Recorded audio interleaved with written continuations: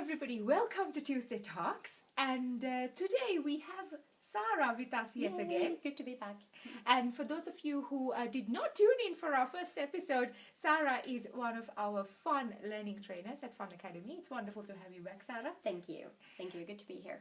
And again, we're coming to you live from our partner kindergarten in Vantaa, and today we have a very interesting topic lined up for you. So today we're going to talk about mixed age group pedagogy and also small group activities. And next week we will talk about some concrete examples as to how you can set up the learning environment to facilitate what we're talking about today. So let's first find out what they mean. Sarah, what does mixed age group pedagogy mean? You hear about it a lot when we talk about Finnish education. What does it really mean? In mixed age group pedagogy, what we aim for is having literally children from different ages in one home group. So facilitating them in a sort of a sibling family style environment where a 3-year-old will have a home group where there are typically 4 and 5-year-olds joining them in on daily activities throughout the day. But then we go into the small groups, and then the division in each activity might differ. But the basic bottom line is that we would have a home group setting where a child comes into kindergarten, has their probably locker place and homeroom with friends who are some the same age group, one in the same year, and then with a variation typically of 2 to 3 years participating in that one home group. I think that's a really good point, because for myself and for some of our viewers, a question might be the kindergarten might have children from the ages of 0 to maybe 6. Yeah. So we don't put all of them in the same group. No, the most typical setup would be 0 to up to 3, and then again 3 to 5 with division to those two main mixed age group home bases. There are family facilitations, especially here in Finland, where the mixed age group elaborates all the way from 0 up until 6 years old. That's a different environment. Typically those are very much more small scale in general. So that might be a home group of just 8 to 12 children. So pretty much a compound of a larger family. Yeah, sounds like fun. But why is mixed age group important? Why couldn't we just have a group of 5-year-olds learning together and a group of 4-year-olds learning together separately? Why is it important to mix them up? Well, we can and we do have the similar age groups, but with the fun learning approach, the benefits of the mixed age group pedagogy really lie in the fact that it is easier to meet the individual and to facilitate their growth, to cater to their interests when we have to look at them as an individual. We don't have the opportunity of grouping that I have these 25-year-olds, so I'm going to do this activity, or they're going to be interested in this sort of a play. When you have children from different age groups, you have to take into consideration who they are, where their interests lie, and what their developmental steps, where they are in that scale and range of skills and potential. So catering to the individual is why we really appreciate the opportunities the mixed age group pedagogy and facilitation brings within the fun learning approach.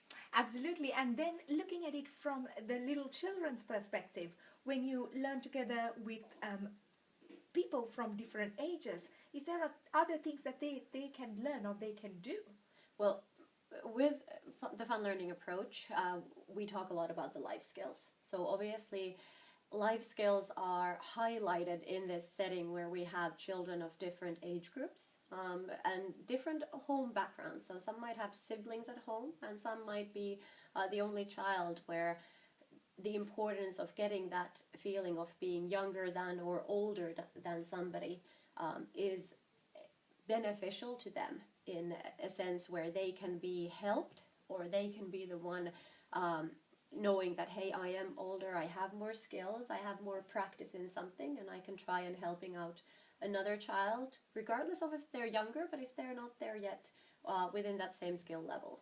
Yeah, wonderful. It sounds like what you're saying is when there is a younger child, they get a mentor, and an older child gets to be a role model. In one way, that's one capturing. I think the typical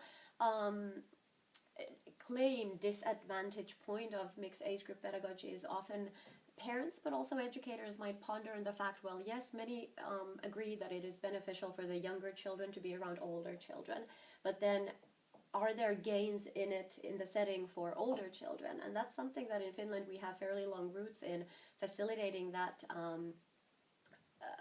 setting where the older children also especially are not categorized to be a certain type of a 4 or 5 or 6 year old, but they are also seen as an individual, and besides progressing with their own skills and discovering new interests, they get to broaden that understanding and especially keep on that playful spirit and interest in playful curiosity and researching the world around them through that environment that has those different age groups, supporting the play-based daily interaction that goes on in a mixed age group, home group. Yeah, absolutely. And then from an educator's perspective, is it any different when you have a group of children belonging to different ages as opposed to children who are of the same age? Is there a different role or sort of different set of steps that the educator has to take or be aware of?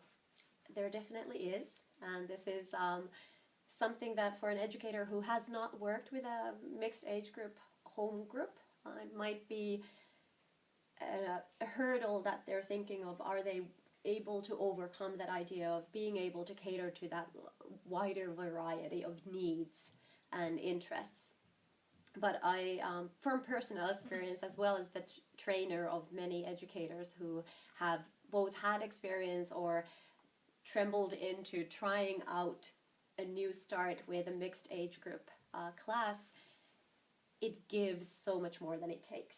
Yes, it does require some effort in the beginning in reflecting on your perspective, on seeing the children as individuals, but that's with the fun learning approach what we want to happen. What needs to be there is you see the individual, you acknowledge they have an age in calendar years, but that's not something you hold as a benchmark when you're planning for activities or progression, but you look at the individual child. And that's the main facilitation that the mixed age group base brings, is that it drives the educator to see the child and actually listen to the children and learn from the group in where to plan and take the next steps in each of the activities. Yeah, absolutely. Sounds wonderful. So moving on from mixed age group pedagogy, we also want to talk about small group activities. Mm-hmm. So what is the connection between mixed age group pedagogy and small group activities? Is there a connection at all, or what do small group activities mean? Well, small group activities means that even if you have a home group of, let's say again, 20 children, typically in Finland you would have about 3 educators in that classroom.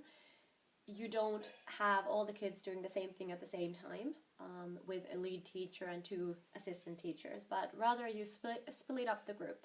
And with mixed age group home groups, the split up is easy to facilitate since you will have children with different capabilities, different developmental steps, somewhat dividable by age, proximity, and somewhat by interests. And what this brings again is the mixed age group pedagogy and setting requires us to use those small groups. That again, coming from Finland, we have extensive knowledge and research on the benefits of small group pedagogy. So a teacher being able to facilitate activities, being that observant educator in both reflecting themselves, but tutoring and teaching the children to also reflect on their actions. And when you have a less amount of children in your group, it's possible to actually take that step. Yeah, absolutely. So as we said, next week we're going to talk a little bit more about practical examples as to how you can facilitate small group activities and also mixed age group pedagogy. But these first 3 months of Tuesday Talks, we are focusing on the fun learning environment for anybody who's just tuning in. So, Sarah, is there how important is the learning environment, especially when it comes to facilitating these topics and these activities that we just discussed today? Well, with in the fun learning approach, there's a lot of pre-thought that's gone into the idea that the learning environment can be your assistant teacher. It can be something that you've given thought to so that it helps you in your daily setting of using your pedagogical knowledge and skills with and for the children in class. So instead of having to think of classroom management or calming down a group of children or thinking of waiting games or chants, you can actually put your knowledge into action, interact with the children, reflect on what they're doing, observe their interests and build on that, and with the help of a pre-thought learning environment. And especially in a mixed age group home base, we need to make sure that the environment is safe enough for the youngest in the class, but interesting enough, challenging enough for those that are more skilled, that have more experiences, and that it's versatile enough so that it molds together activities that cater to both the young and the older kids in that classroom. But also the challenging part is that one single classroom in some states needs to function as a workspace for those small groups. So we need to think about the organization and the items in the classroom, that they're purposeful, meaningful, movable, so that they allow the teacher and the children to organize different sort of small groups for different kind of activities. There may be music, movement, and concentration activities needed for that same slot of time. So how do you make the learning environment support all those different settings, allowing children to concentrate on the task at hand? Yeah.